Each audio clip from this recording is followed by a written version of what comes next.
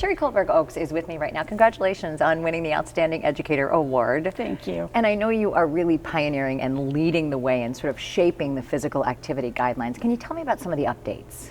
Sure. You know, the American Diabetes Association actually approached me and they said they realized that they needed updated guidelines. The last ones came out in 2010 jointly with American College of Sports Medicine. So there will be a new position statement coming out from the American Diabetes Association later this summer in 2016 that will be about physical activity, exercise, and all types of diabetes. So it will include type 1 diabetes, type 2 diabetes, and gestational diabetes. So not a whole lot has changed in the recommendations. It's just that it gives a little more guidance on what to do with the different types when there is activity included in that as part of the regimen. And new, really, that we're including type 1 diabetes in those, but exercise really can impact life in a big way. Well, you know, it's critically important, I think, for living well and long, period, whether you have diabetes or not. So that's really not the issue. The issue is that with diabetes, there can be special circumstances that you have to deal with. Maybe your blood glucose goes down, maybe it goes up when you wouldn't expect it to from certain types of activity. And so you just need to be prepared to let people know that they're going to have to understand that there are different responses their body can have.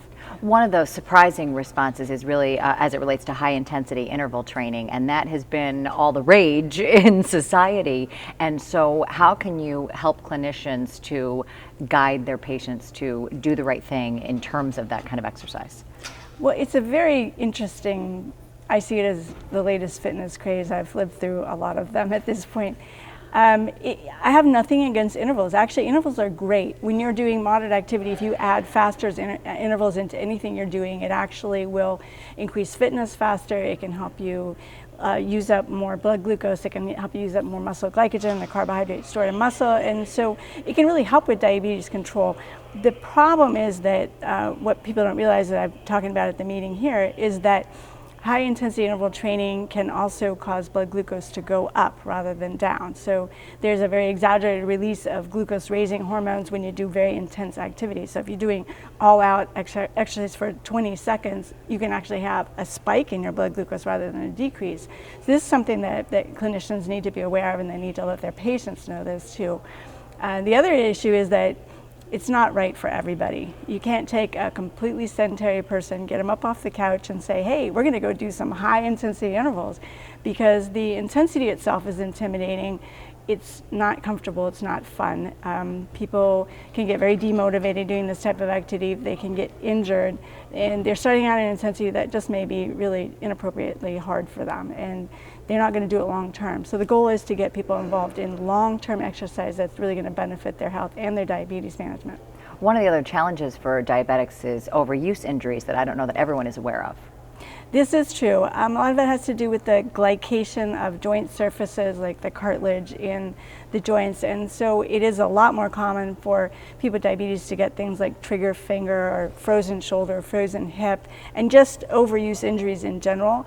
And so the most discouraging thing is to have somebody get really excited about being active, start being active, and then get an overuse injury that puts them back on the sideline. And they're just not going to want to try again, because they're going to say, that was just horrible, I'm not going to do that. So the best thing is to start out very slowly with most people, have them move along moderately. There's no race to the finish here. What we're trying to do is get people involved and active for a lifetime.